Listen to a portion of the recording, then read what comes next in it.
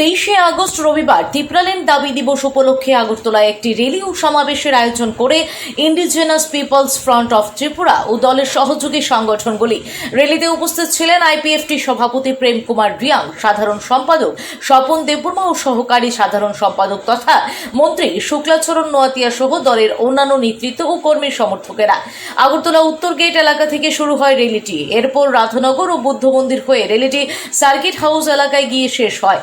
র্যালিকে কেন্দ্র করে দলের কর্মী সমর্থকদের মধ্যে ব্যাপক উৎসাহ উদ্দীপনা লক্ষ্য করা যায়। আইপিএফটির পক্ষ থেকে জানানো হয়, 23শে আগস্ট তিপ্রালেন রাজ্যত্বের দাবির ষষ্ঠ নির্ধারিত দিবস পালন করা হচ্ছে।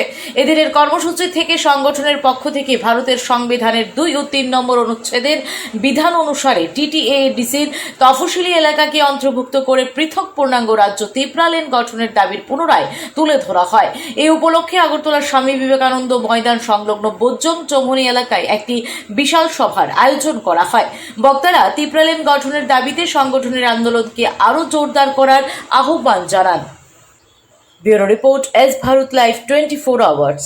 পৃথক রাজ্য তিপ্রালেন দাবি দিবস প্রত্যেক 23শে আগস্ট, সেটা আমরা প্রত্যেক বছরে আমাদের এই দলের আইপিএফটির স্বর্গীয় এনসি দেববর্মা 2009 থেকে শুরু করেছিলেন এবং আজকেও আমাদের দল সেটাকে মান্যতা দিয়ে আমাদের কোর্ট ডিমান্ড, সেটাকে আমরা ভারত সরকারের কাছে আমাদের আওয়াজ পৌঁছানোর জন্য আজকে আমরা প্রত্যেক বছরের মতো এই বছরে আমরা আয়োজন করছি 23শে আগস্ট তিপ্রালেন দাবি দিবস হিসাবে।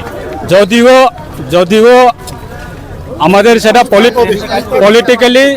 পলিটিক্যালি সেটা আমাদের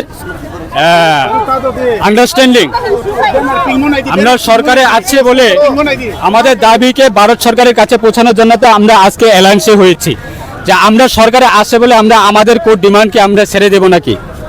আমাদের কোর্ট ডিমান্ড সেটা অবশ্যই থাকবে, দলের কোর্ট ডিমান্ড সেটা অবশ্যই থাকবে, সেটা ভারত সরকারের কাছে সেটা আমরা অনুমোদন পাওয়ার জন্য আমাদের আওয়াজ কন্টিনিউ থাকবে। ধন্যবাদ।